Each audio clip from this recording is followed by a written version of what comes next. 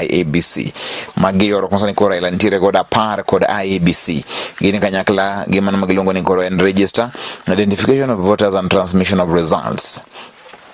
Magi kono Raila koro mondo mi IEBC olosi nikech ko oseloso to koro mono koro ni koro en gima ni kare kendo obro bedo ni en wuoth mochakre dhi maber. Nyong'o hires jobless nurse who struggled as carpenter. Onditi's plight was highlighted on TV last year, catching attention of Kisumu boss. Geoffrey Onditi settled on carpentry in Nairobi workshop after a futile search for a job. The firstborn in a family of 8 had to think hard to make ends meet and provide for his younger siblings under his care. His parents are dead. Onditi, age 26, from Kabonyo Kanyangwa in Kisumu, is a trained nurse.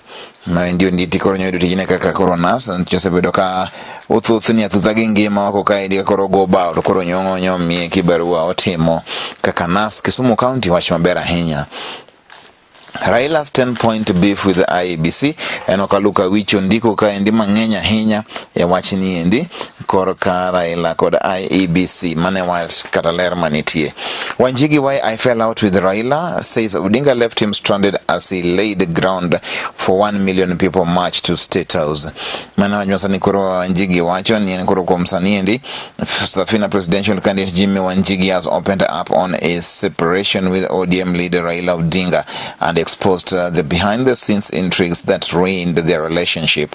In a wide-ranging interview with the Star, Wanjigi, however, insisted that his fallout with Raila was never personal but ideological to continue with the journey to Canaan. Onege masani koro Wanjigi wacho ni en okopogore gi Raila mano endo kaka ng'ato gi ng'ato en mani koro pare mani gin go paro mopogore koni gi kocha. Ruto comes in Northeastern in week-long campaign marathon. Sani koro Ruto bro bede nyadwat mar Kenya kuom juma achiel ka koro en mana kono mano eler mantie. IEBC to print ballot papers in 2 weeks, says Chebukati. Sani koro Chebukati wacho ni gibro ikre kod ombulu kata ballots mago kinde maderom jumbe ariyo mabiro.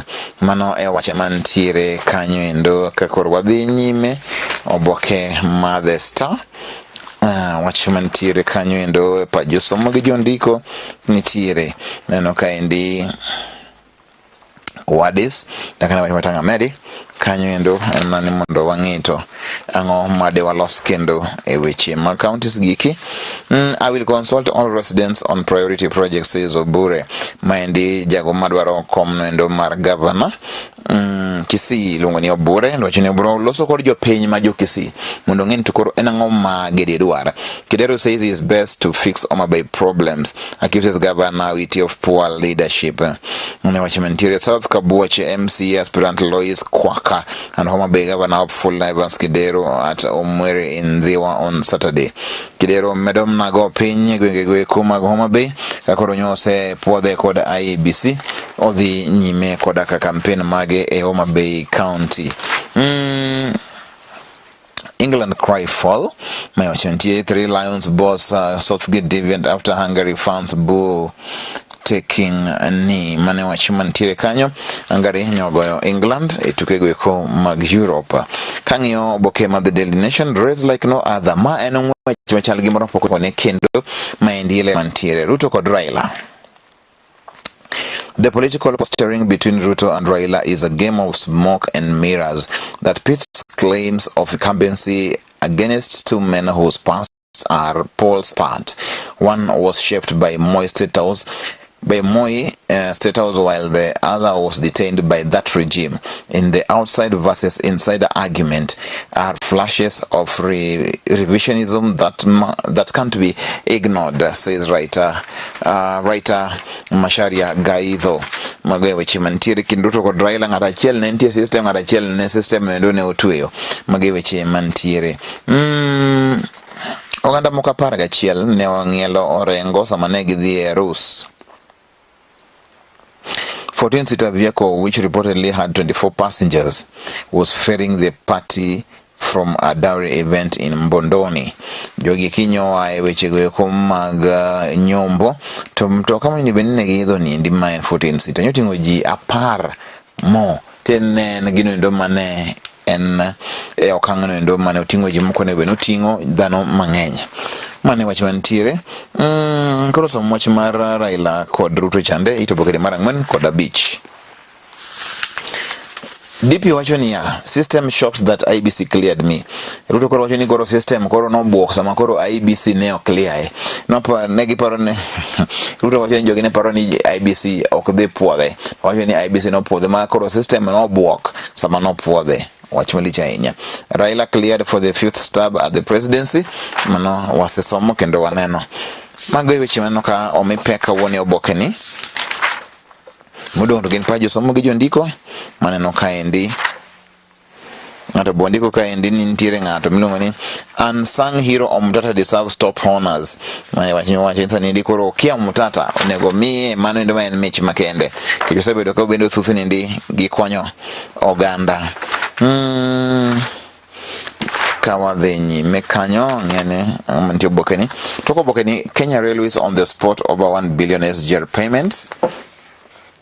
MPs want Railway Corporation to also follow up on hundreds of grabbed pieces of land. Maindi wachiman tire kanyo. Ka Oboke ma The Standard. Raila stand poll demands. My wachiman tire. As a mere candidate gets the nod to run for top seat, but with a tough call to election agency to release all information on voter register and put in place tamper-proof result transmission system to safeguard integrity of elections.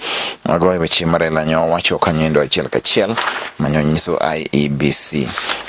Nyalo paro Shakira kod Gerard Pique maendi mane jetuk Barcelona. Sani ndi koro Shakira en nyako ma Colombia to ne en tiere kod jaode ma Gerard Pique mane gochone Barcelona. Sani koro ne giwere. Colombian pop star Shakira and her long-time partner Spanish footballer Gerard Pique are separating. We regret to confirm that we are separating for the well-being of our children, who are our highest priority. We request respect for our privacy. Thank you for your understanding, the couple said in a joint statement. The 45-year-old the 45-year-old Hips Don't Lie singer and 35-year-old FC Barcelona defender have 2 sons together, Milan, born in 2013, and Shasha, born in 2015. Shakira, 45 years. Kende gi 35 years. Okdagre moko bende nitie makata iwacho joka mato be okdhe. Okdagre. Raila clear to run. Magoa seng'iyo. Why it's Raila's best chance to clinch top seats. Mana wacho mantie kanyo gombe sana Raila nyala kao komno endo mani malo. Azimio to unveil manifesto today. Raila kauno bu unveil manendo manifesto mare. Our court to fight IBC rejection in court. Okuro court ne IBC otamre puodho. Third Way Alliance presidential candidate Dr. Ekuro Court heads to court today to challenge the election agency's requirement that presidential office present signatures from specified number of supporters before they are cleared. Dr. Okot yesterday suffered a blow after the IEBC chairperson Wafula Chebukati rejected his presidential bid for, among other reasons, failing to have adequate signatures. Our court bid was rejected because he did not submit duly filled forms bearing names, signatures, identity cards, or passports of numbers of at least 2,000 voters registered in majority of counties and supporting him. Kuro wacho ni gini nyaka koro termina idho kawuono. Azimio picks Ngatia to seek business community support. Magiweche mantiere. Mane shrugs off transfer talk in Senegal win. Mane wacho sani kuro wacho Sadio Mane did not let speculation surrounding his future at Liverpool affect him on international duty as he hit hat-trick to become Senegal's record scorer. Mane's goal secured 3-1 victory over 10-man Benin in 2023 World Cup African Cup of Nations qualifier that saw him surpass Henry Camara, moving 31 goals from 86 appearances. 30-year-old is 1 year left on his deal at Anfield and has been linked with a move to German champions Bayern Munich. Sadio Mane otieko kanyo endo en juma manyien angero ni wabro tare maber nyaka wachop gikone. Nyinga en Nick Okelo.